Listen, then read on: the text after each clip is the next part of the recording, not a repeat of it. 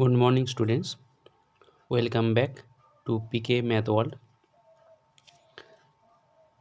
আজ আমরা মাধ্যমিক 2025 কিছু সাজেশান নিয়ে আলোচনা করব।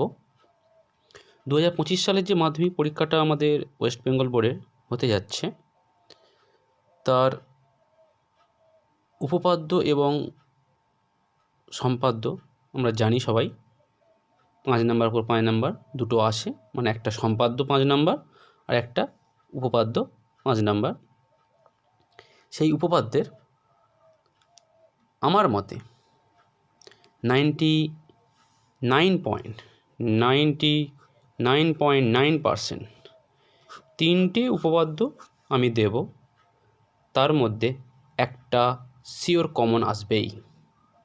তোমরা এই সাজেশনটা নিতে পারো, ঠিক আছে? তো প্রথম উপপাদ্য হচ্ছে উপপাদ্য 34 উপপাদ্যটা আমার মতে এবছর খুব ইম্পর্টেন্ট, মানে ভেরি ইম্পর্টেন্ট। 99.9% এটা আসার চান্স, এটা আসবে। উপপাদ্যটা কি? কোনো বৃত্তের একটি বৃত্তচাপের দ্বারা গঠিত সম্মুখ কেন্দ্রস্থ কোণ ওই চাপের দ্বারা গঠিত যে কোনো বৃত্তস্থ কোণের দ্বিগুণ। এই উপপাদ্যটা এবছর 2025 সালে মাধ্যমিক পরীক্ষার জন্য খুব ইম্পর্টেন্ট, এবং এই উপপাদ্যটা খুবই সহজ। দেখো, আমি তোমাদেরকে এই উপপাদ্যটা বুঝিয়ে দিচ্ছি। এই উপপাদ্যের জন্য তোমরা বইয়ে দেখবে 4টে ছবি দেওয়া আছে। এই ছবিটাই নেবে, সবথেকে বেস্ট এই ছবিটা নেওয়া। যে কোনো একটা ছবি নেওয়া যায়, কিন্তু এই ছবিটা নিয়ে যদি এই উপপাদ্যটা কেউ প্রমাণ করতে যায়, তার ক্ষেত্রে এই উপপাদ্যটা প্রমাণ করা খুবই ইজি ব্যাপার হয়ে যাবে। আর উপপাদ্য কোনো দিন থরলি বই দেখে মুখস্থ করতে যাবে না।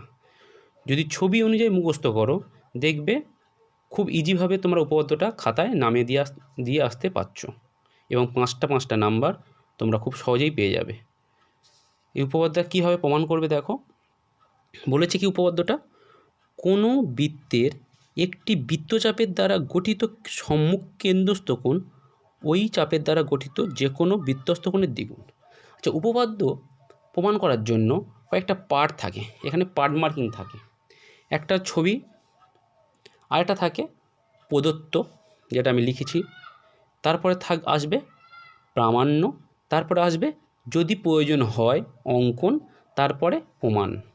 এই স্টেপ বাই স্টেপ যদি কেউ উপপাদ্যটাকে প্রমাণ করতে পারো, তাহলে তার 5-এ 5 পাওয়াটা কোনো অসম্ভব ব্যাপার না। তাহলে প্রথম দেখো, আমি এই ছবিটা নিয়েছি। এই ছবি অনুযায়ী ওই প্রদত্ত যা দেওয়া আছে সেইটা থেকে আমরা এই ছবি থেকে সেই অনুযায়ী আমরা লিখব। দেখো উপপাদ্যটা কী দেওয়া আছে, কোনো বৃত্তের একটি বৃত্তচাপের দ্বারা গঠিত সম্মুখ কেন্দ্রস্থ কোণ ওই চাপের দ্বারা গঠিত যে কোনো বৃত্তস্থ কোণের দ্বিগুণ। ধরে নাও ও কেন্দ্রীয় বৃত্ত, ঠিক আছে? তা ওটাই লিখব, ও কেন্দ্রীয় বৃত্ত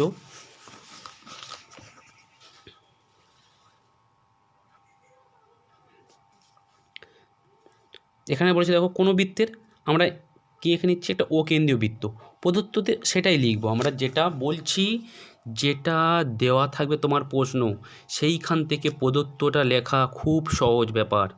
দেখো প্রথমে লিখছি আমরা ও কেন্দ্রীয় বৃত্তের, ধরো ও কেন্দ্রীয় বৃত্তের, এটা এ, এটা বি আর এটা পি। ও কেন্দ্রীয় বৃত্তের বৃত্তচাপ যেটা বলেছে না, সেটা লিখে দিচ্ছি এ পি বি। ও কেন্দ্রীয় বৃত্তের বৃত্তচাপ এ পি বি হলো। তারপর কি বলেছে, কেন্দ্রস্থ কোণ ওই চাপের দ্বারা গঠিত। কেন্দ্রস্থ কোণ কোনটা হয়েছে দেখো, যেই তুমি ও কেন্দ্রীয় বৃত্ত লিখেছো আর এটা এ এটা বি দিয়েছো, তাহলে কেন্দ্রস্থ কোণ হয়ে গেছে কি এ ও বি। কেন্দ্রের দিকে যে কোণটা করে আছে সেটা কেন্দ্রস্থ কোণ দ্বারা, তাহলে এপি বি দ্বারা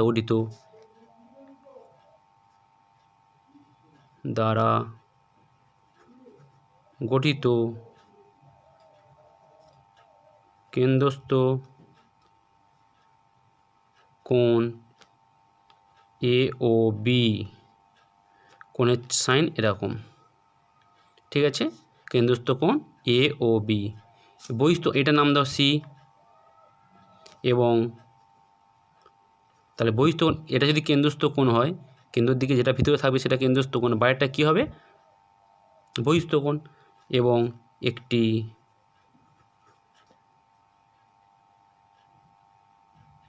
বৃত্তস্থ কোণ, বৃত্তস্থ কোণ অ্যাঙ্গেল এ সি বি, এটা, আর কেন্দ্রস্থ কোণ এটা, ঠিক আছে। তাহলে কি হলো, ও কেন্দ্রীয় বৃত্তের বৃত্তচাপ এপিবি দ্বারা গঠিত কেন্দ্রস্থ কোণ এওবি এবং বৃত্তস্থ কোণ এসিবি, ঠিক আছে। প্রামাণ্য, এই আমার প্রদত্ত হয়ে গেল, মানে যেটা বলেছে সেটাকে আমরা ম্যাথামেটিক্যালি নাম দিয়ে একটা সেটাকে প্রকাশ করে দিলাম। এবার প্রামাণ্য, প্রামাণ্য মানে যেটা প্রমাণ করতে হবে। কি প্রমাণ করতে হবে, পরিষ্কার এখানে বলে দিয়েছি, দেখো কেন্দ্রস্থ কোণ ওই চাপের দ্বারা গঠিত বৃত্তস্থ কোণের দ্বিগুণ। তাহলে কেন্দ্রস্থ কোণ তুমি কি পেয়েছো এ ও বি, সেটা কার হবে দ্বিগুণ, মানে 2 গুণ কার হবে বৃত্তস্থ কোণ এ সি বি এর। ব্যাস হয়ে গেল প্রামাণ্য, দুটো স্টেপ শেষ। এখানে একটা অঙ্কন করতে হবে আমাদের, অঙ্কন, ঠিক আছে। অঙ্কনটা কি, অঙ্কনটা হচ্ছে কারে এই যে সি আর ও যুক্ত করে ডি পর্যন্ত বর্ধিত করা হলো, সি ও যুক্ত করে ডি পর্যন্ত বর্ধিত, এটাই লিখে দেবে সি কমা ও যুক্ত করে ডি পর্যন্ত বর্ধিত করা হলো। ব্যাস, নিজের ভাষায় যা তুমি করছো সেটা লিখে দেবে।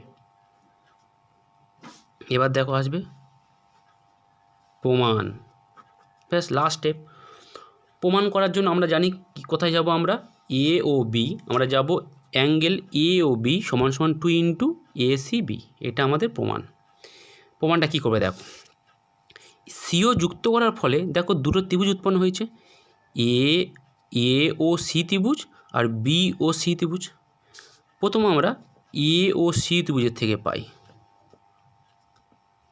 এ ও সি ত্রিভুজের চিহ্ন থেকে পাই। ভালো করে লক্ষ্য করো, এটা তো কেন্দ্র, যার ওটা হচ্ছে এটা একটা বৃত্ত যার ওটা কেন্দ্র, তা কেন্দ্র থেকে পরিধি পর্যন্ত যে লাইনটা টানা হয় ওটাকে কী বলা হয় ব্যাসার্ধ। তার মানে এখানে এই ত্রিভুজের ক্ষেত্রে এ ও সি ত্রিভুজের ক্ষেত্রে ওটা একটা ব্যাসার্ধ আর ও সিটা একটা ব্যাসার্ধ। আর আমরা কি জানি, কোনো বৃত্তে যতগুলো ব্যাসার্ধ হোক না কেন প্রত্যেকটা ব্যাসার্ধের দৈর্ঘ্য কি পরস্পর সমান। তাহলে এ ও সি ত্রিভুজের ক্ষেত্রে এ ও সমান সমান ও সি, পাশে কারণটা লিখে দেবে, কারণ একই বৃত্তের ব্যাসার্ধ, ব্যাস বক্স টেনে দেবে, ঠিক আছে।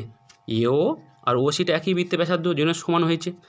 এবার দেখো এও সি কী ছিল, একটা ত্রিভুজ ছিল যার দুটো বাহু এও আর ও সি, সেই দুটো বাহু আবার কি সমান হয়ে গেছে। তাহলে এটা এই ত্রিভুজটা কী ত্রিভুজ হয়ে গেছে, সমদ্বিবাহু ত্রিভুজ।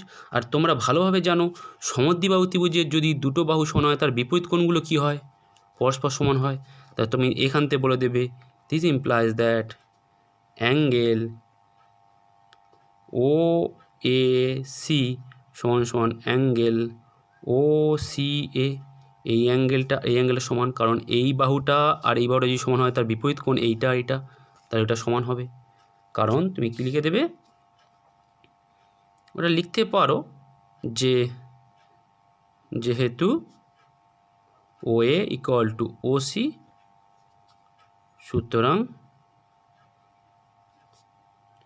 ত্রিভুজ এ ও সি এর সমান বাহুর বিপরীত কোণ সমান বাহুদ্বয়ের বিপরীত কোণদ্বয় সমান। ব্যাস এটা লিখে দিতে পারো, তাহলে যিনি পরীক্ষক তার বোঝার ক্ষেত্রে সুবিধা হবে, ঠিক আছে। আবার দেখো এই ত্রিভুজের ক্ষেত্রে আবার এওসি ত্রিভুজ এওসির ক্ষেত্রে এওসির ক্ষেত্রে কী পাচ্ছ দেখো এওসি একটা ত্রিভুজ আর এই ওসিটা ডি পর্যন্ত বর্ধিত করার ফলে একটা এই বহিস্থকোণ উৎপন্ন হয়েছে না, সেটা কি এওডি। এওডিটা কি একটা বহিস্থকোণ। আর আমরা প্রত্যেকে জানি ক্লাস 8-এ আমরা শিখেছি যে কোনো ত্রিভুজের যদি একটা বাহুকে বর্ধিত করা হয় তার ফলে যে বহিস্থকোণটা উৎপন্ন হয় সেই বহিস্থকোণটা ওই ত্রিভুজের যে বহিস্থকোণটা হয়েছে তাহলে ওই ত্রিভুজের বিপরীত অন্তস্থ কোণের যোগফলের সমান, অন্তস্থ যে কোণগুলো আছে তার যোগফলের সমান। তার মানে এ ও সি ত্রিভুজের ক্ষেত্রে যখন ওসিটাকে ডি পর্যন্ত বর্ধিত করা হয়েছে তাহলে এ ও ডিটা কী হয়েছে, একটা বহিস্থকোণ উৎপন্ন হয়েছে, সেটা লিখব এখানে। এ ও সি ত্রিভুজের ক্ষেত্রে বহিস্থকোণ অ্যাঙ্গেল এ ও ডি সমান সমান কী হবে, বিপরীত অন্তস্থ কোণের দ্বয়ের যোগফলের সমান। তাহলে angle O C A plus angle O A C, এর পাশে তুমি ওইটা তোমার লিখে দেবে। এটা লেখাটা খুবই দরকার, কারণ ফুল মার্কস পেতে গেলে এইগুলো তোমাকে একজন পরীক্ষক তুমি ভাববে উনি কিছুই বোঝেন না, মানে সব বুঝেও কিছু বোঝেন না, তুমি তাকে ভাবার সুযোগ দেবে না যে এটা কেন হলো, উনি ভাবতে যাবেন বা কেন, তুমি জাস্ট এখানে সেটা লিখে দেবে।